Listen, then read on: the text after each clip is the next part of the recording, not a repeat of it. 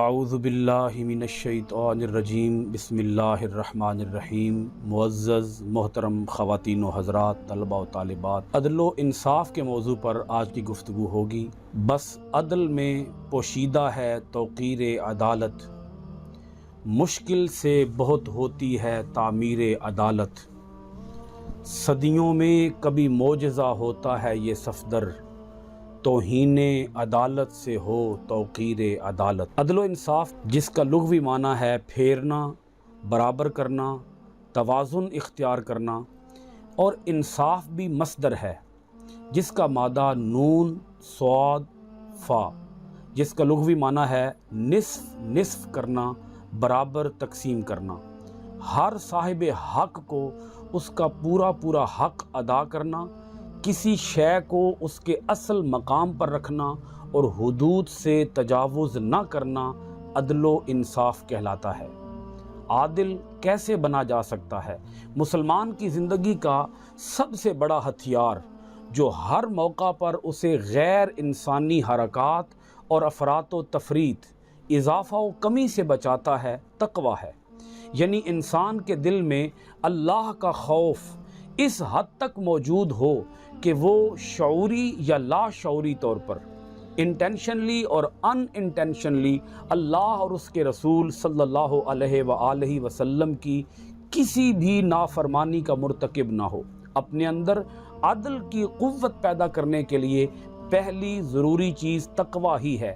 اس کے ساتھ ساتھ عدل کے فوائد اور بے اعتدالی کے نقائص کو ملحوظ رکھنا بھی عادل بننے کے لیے معاون ہے۔ عدل و انصاف از روئے قرآن۔ پہلی آیت سنیے گا، یا ایھا الذین آمنوا کونوا قوامین للہ شہداء بالقسط ولا یجرمنکم شنآن قوم علی اللہ تعدلوا اعدلوا هو اقرب للتقوی۔ سورۃ المائدہ کی آیت نمبر 8 ہے۔ اے ایمان والو، کھڑے ہو جایا کرو اللہ کے لیے گواہی دینے کو انصاف کی، یعنی انصاف کی گواہی دینے کے لیے کھڑے ہو جایا کرو۔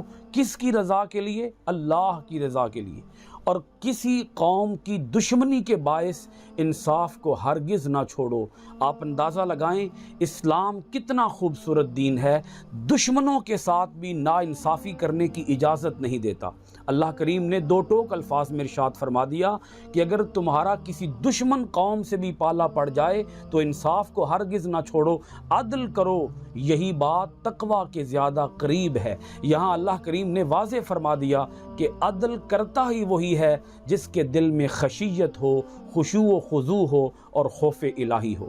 دوسری آیت سنیے گا، سورہ النساء کی آیت نمبر 135 ہے، یا ایھا الذین آمنوا کونوا قوامین بالقسط شہداء للہ ولو علی انفسکم او الوالدین والاقربین۔ اے ایمان والو، قائم رہو انصاف پر، گواہی دو اللہ کے لیے، اگرچہ نقصان ہو تمہارا یا ماں باپ کا یا قریبی رشتہ داروں کا۔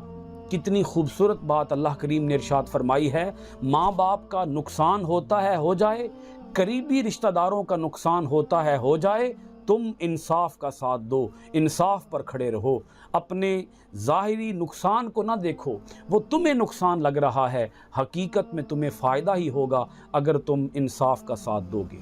تیسری آیت سنیے گا، وَإِذَا حَكَمْتُمْ بَيْنَ النَّاسِ أَن تَحْكُمُوا بِالْعَدْلِ۔ سورہ النساء آیت نمبر 58 ہے، 58۔ جب تم لوگوں میں فیصلہ کرنے لگو تو انصاف کے ساتھ فیصلہ کرو۔ اس آیت میں اگر آپ تھوڑا سا بھی غور فرمائیں، اللہ تعالیٰ نے یہاں بین الناس، لوگوں کے درمیان فرمایا، بین المسلمین، مسلمانوں کے درمیان نہیں فرمایا، جس کا مطلب یہ ہے کہ فیصلہ کرتے وقت سب برابر ہیں، خواہ مسلمان ہوں یا کافر ہوں۔ مسلمان اور کافر کے فرق کے بغیر مقدمات میں انصاف کے ساتھ فیصلہ کرنے کا عظیم الشان حکم دیا جا رہا ہے۔ چوتھی آیت سنیے گا، سورۃ الحجرات کی آیت نمبر 9، ان اللہ یأمر بالعدل والاحسان۔ بے شک اللہ حکم دیتا ہے عدل اور احسان یعنی نیک کام کرو۔ عدل و انصاف از روئے حدیث، رسول اکرم صلی اللہ علیہ وآلہ وسلم ارشاد فرماتے ہیں اللہ تعالیٰ کو سب سے محبوب عادل حکمران ہے اور سب سے مبغوض یعنی ناپسندیدہ ظالم حکمران ہے۔ یہ بھی ایک حدیث مبارکہ ہے، زمین پر عادل حکمران کا ایک دن سالہ مسلسل نفلی عبادت سے بہتر ہے۔ تیسری حدیث پاک سنیے گا، جو منصف انصاف کرنے والا جان بوجھ کر غلط فیصلہ کرے وہ شیطان کا ساتھی ہے۔ چوتھی حدیث پاک سنیے گا، قیامت کے دن جن 7 قسم کے لوگوں کو اللہ تعالیٰ کے عرش کا سایہ نصیب ہوگا ان میں ایک عادل حکمران بھی ہوگا۔ پانچویں حدیث پاک سنیے گا، ان المقسطین عند اللہ علی منابر من نور عن یمین الرحمن عز وجل، عدل کرنے والے اللہ کے نزدیک اللہ کے دائیں جانب نور کے ممبروں پر جلوہ افروز ہوں گے۔ عدل و انصاف پر اسوہ رسول صلی اللہ علیہ وآلہ وسلم سے مثالیں۔ رسول اکرم صلی اللہ علیہ وآلہ وسلم کی پوری حیات طیبہ عدل کا بہترین نمونہ ہے۔ چند مثالیں ملاحظہ ہوں۔ نمبر 1، رنگ و نسل کی طرح اسلام کے تصور عدل میں کسی کے اعلیٰ منصب اور مرتبے کی کوئی اہمیت نہیں۔ نبی اکرم صلی اللہ علیہ وآلہ وسلم کے وہ ارشادات سنہری حروف سے لکھے جانے کے قابل ہیں جو آپ صلی اللہ علیہ وآلہ وسلم نے قبیلہ بنی مخزوم کی فاطمہ نامی عورت کی چوری سے متعلق سزا کی معافی کی سفارش سن کر ارشاد فرمائے۔ آپ صلی اللہ علیہ وآلہ وسلم نے فرمایا، تم سے پہلے لوگ اس لیے ہلاک کر دیے گئے کہ جب ان میں کوئی طاقت والا چوری کرتا تو اس کو چھوڑ دیا جاتا، اور اگر کوئی کمزور چوری کرتا تو اس کی سزا دی جاتی۔ بخدا اگر فاطمہ بنت محمد صلی اللہ علیہ وآلہ وسلم بھی چوری کرتی تو میں اس کا ہاتھ کاٹ دیتا۔ صحیح بخاری شریف کی یہ حدیث مبارکہ ہے۔ دوسری مثال سنیے گا، جب خانہ کعبہ کی تعمیر کے وقت حجر اسود کو نصب کرنے کا موقع آیا تو سخت جھگڑا پیدا ہو گیا۔ ہر قبیلہ کی خواہش تھی کہ یہ شرف اس کو حاصل ہو۔ یہ جھگڑا اتنا بڑھا کہ تلواریں میانوں سے باہر نکل آئیں۔ 4 روز تک یہ جھگڑا جاری رہا۔ 5ویں روز ابو امیہ بن مغیرہ نے، جو قریش میں سب سے بوڑھا تھا، مشورہ دیا کہ کل صبح جو سب سے پہلے حرم میں داخل ہو اس سے اس جھگڑے کا فیصلہ کرا لیا جائے، وہ جو رائے دے اسے سب مانے۔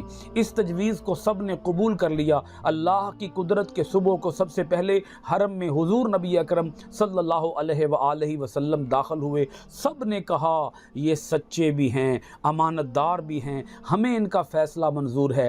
حضور نبی اکرم صلی اللہ علیہ وآلہ وسلم نے فرمایا کہ جو قبیلے دعوے دار ہیں وہ سب ایک ایک سردار کو منتخب کر لیں۔ جب یہ انتخاب ہو گیا تو حضور نبی اکرم صلی اللہ علیہ وآلہ وسلم نے چادر بچھا کر حجر اسود کو اس میں رکھ دیا اور سرداروں سے کہا کہ چادر کے کونے تھام لیں اور اوپر کو اٹھائیں۔